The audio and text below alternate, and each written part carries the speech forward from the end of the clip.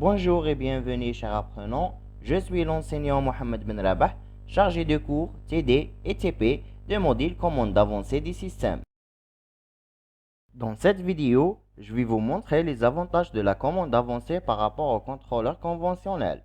Donc, nous allons répondre à la question posée au début du premier chapitre, pourquoi utiliser des stratégies de contrôle avancées?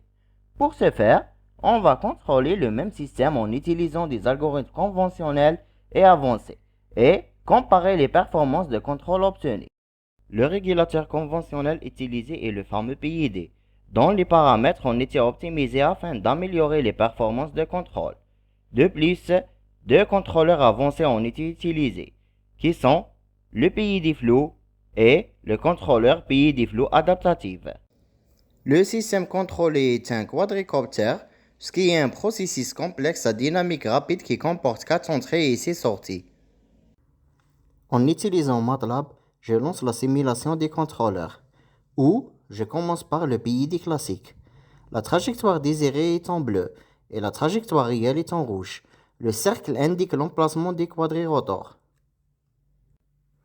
Comme vous pouvez le voir, l'erreur entre la trajectoire souhaitée et la trajectoire réelle est grande, ce qui indique une mauvaise performance de contrôle. Après ça, je lance la simulation de la commande PID flou.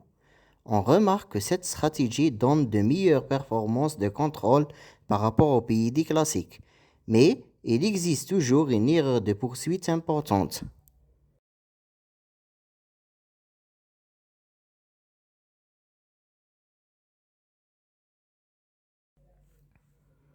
Finalement, je lance la simulation de la commande PID flou adaptative, où on remarque que cette stratégie est la plus compliquée parmi les trois, mais elle donne les meilleures performances de contrôle.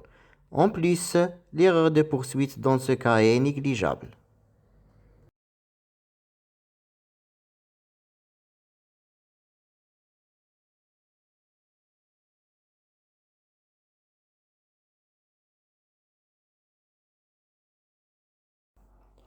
On conclut que les contrôleurs conventionnels ont une architecture plus simple par rapport aux stratégies de contrôle avancées, mais ces derniers donnent de meilleures performances de contrôle, en particulier dans le cas des systèmes complexes et fortement non linéaires.